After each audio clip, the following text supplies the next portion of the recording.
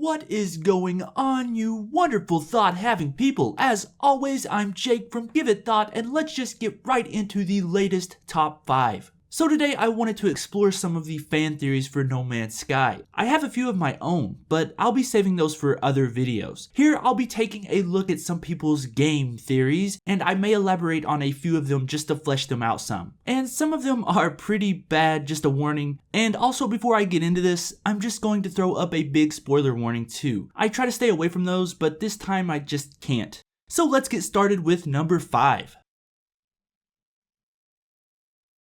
For the first theory, I thought I'd start off with something a little bit out there. This is not really a theory about the game per se, but it is an interesting theory that relates to No Man's Sky, and I think that counts. But in the ultimate multiverse theory, which is actually a thing, the main tenet is that anything that can be real must be real. And the theorists behind this one are applying that to the universe of No Man's Sky. So does that mean the Gek are actually out there waiting to conquer us somewhere? Well, according to this theory, maybe. Truth is, this theory is really broad and it kind of breaks down after you give it too much thought. That was a complete accident, I swear. But when you think about it, this can apply to almost any game you play as long as it isn't too abstract. And that's the reason it made number 5 on this list. Plus, I just love talking about that stuff because it's so cool.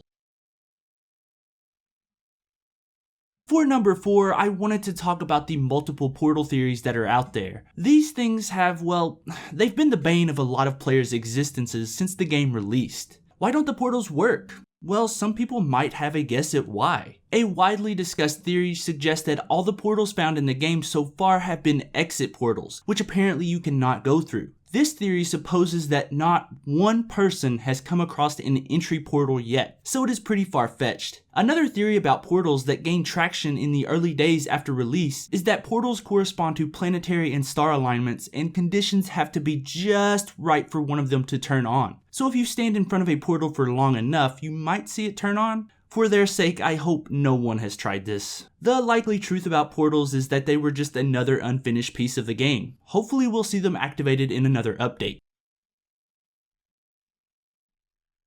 Number 3 is where we start getting into the fun stuff. In this theory, it is hypothesized that you are in fact the last of your species. Now, there is no evidence of what species we are unless we look at the concept art and the cut player model, which points to us being a human, but it is impossible to know. What we do know is we don't know any of the species' languages in-game, so either we are suffering from amnesia, which is probable considering this is a video game and amnesia is the second most common psychological disorder in the medium. The first is narcissism. Or that we are not a member of any of these races, so we're neither Viking nor Gek nor Korvax. And when given the relative surprise we're greeted with when we talk to members of those species, they've never seen us before, or they're just a bunch of racist aliens. But in this theory, we are the last member of a near extinct race that is just trying to survive. I think that's a pretty neat theory. And in the penultimate entry on this list is the Player Atlas Connection theory. This theory hypothesizes that the player is part of the Atlas, and we have been sent out to recover its memory after its hard drive got wiped. There is no guess as to what wiped the hard drive, but the player is tasked with restoring the Atlas's memory with all the planets and animals and plants in the universe. Big job, I know. But I kind of like this theory, especially if you don't know the true ending of the game yet. It actually gives a rhyme and reason for your exploring and would make for a nice piece of role-playing. It also explains the player character's lack of memory at the beginning since it has been erased. The truth is, this theory is kind of true, in that at the end of the game, the player realizes he or she is part of the Atlas, which is part of the larger universe that is a simulation. And speaking of simulations, my number 1 theory, and one I kind of think is an actuality in No Man's Sky, is the Tamburo theory. It's called that because that's the guy who came up with its last name. Shocking, I know. But in his theory, he goes into simulation theory quite a bit. And if you've been on a YouTube bender for more than an hour, you were bound to come across some crackpot spilling the beans that we're all in a computer simulation. Not that it's a bad theory or anything, it's just most people that really go on about that stuff are nuts. In simulation theory, it is purported that each person on Earth and beyond, I guess, and Earth itself, along with the rest of the universe, is just a computer program. A slightly more relatable comparison would be imagining that your life is The Sims, but that's only slightly more relatable, just slightly. Are you getting the sarcasm?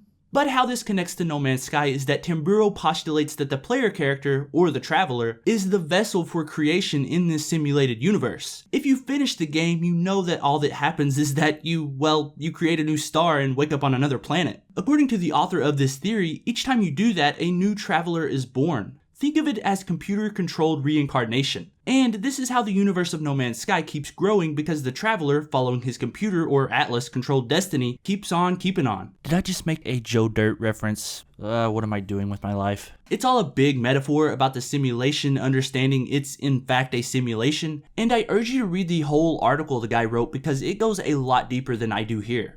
And that's my list. If you have any theories on the true nature of No Man's Sky, be sure to let me know down below. But I think that's where I'm going to have to end this video. If you enjoyed this video, you know what you have to do. Hit that like button for me, and if you're new here, hit that subscribe button too. It'll put you first in line for all the best No Man's Sky content, as well as some other games, specifically Sony related mostly. And if you missed yesterday's video, it was all about the theory that Joel is dead in The Last of Us Part 2. So if you're looking forward to that game like I'm sure you are, go check that video out.